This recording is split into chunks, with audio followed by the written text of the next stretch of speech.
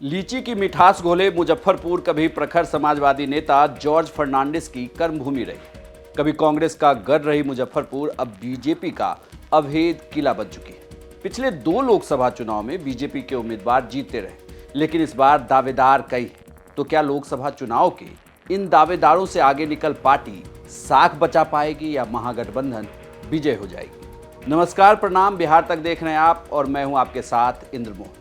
दावेदार में आज बात करेंगे मुजफ्फरपुर लोकसभा सीट की।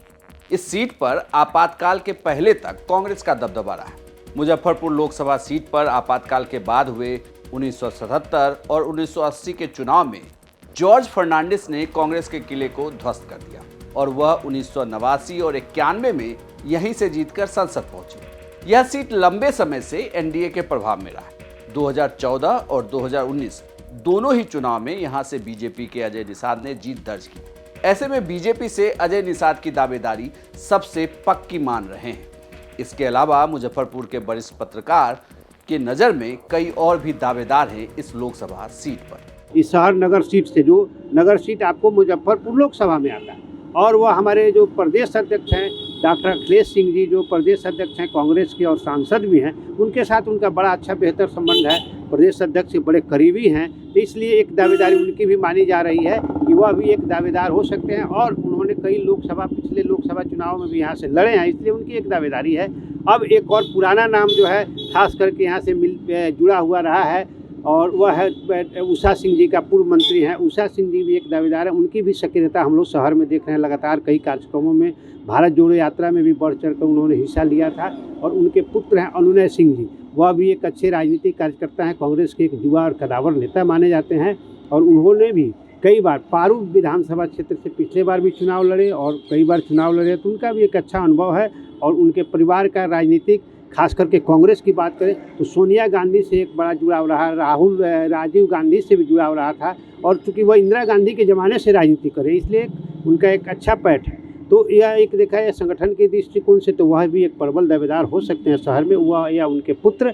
और इधर आप यहाँ के विधायक विजेंद्र चौधरी, और भाजपा में अभी कोई नहीं है। अब बात आप करेंगे कि निर्दलीय कौन हो सकता है, क्या हो सकता है, तो एक जो है मुकेश सहनी जी पूर्व मंत्री हैं विकासशील इंसान पार्टी, उनकी भी नज़र इस सीट पर है। 2024 चुनाव के लिए देखा जाए तो भाजपा से एकमात्र उम्मीदवार अजय निषाद जो हैं, जो वर्तमान सांसद हैं, उनके अलावा कोई चेहरा नज़र नहीं आ रहा है। लेकिन जो नया महागठबंधन तैयार हुआ है INDIA, उसमें कई चेहरे सामने आ रहे हैं। जदयू भी नज़र बनाए रखी है इस सीट पे। जदयू के लिए रंजीत सहनी का नाम काफ़ी चर्चा में है।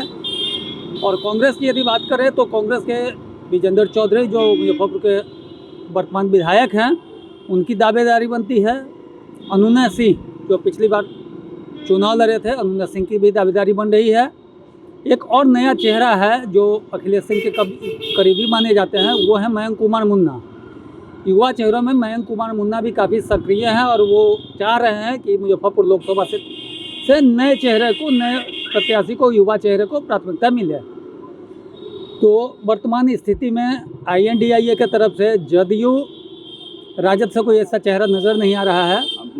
और VIP से मुकेश सहनी, जो वर्तमान में ना NDA में है ना INDIA में है, उनकी नज़र है मुजफ्फरपुर सीट पे। सहनी बहुल क्षेत्र है और सहनी बहुल क्षेत्र होने के नाते उनकी नज़र बनी हुई है, इसलिए मुकेश सहनी भी एक प्रबल दावेदार के रूप में माने जा रहे हैं।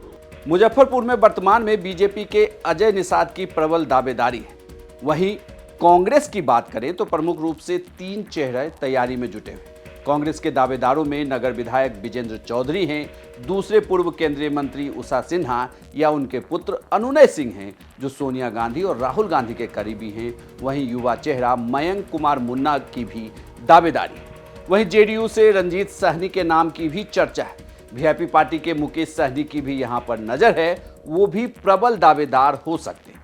बीजेपी उम्मीदवार के पक्ष में जहां मोदी का चेहरा होगा, तो वहीं इंडिया गठबंधन के उम्मीदवार के पक्ष में जातीय सर्वे इस बार हो सकता है।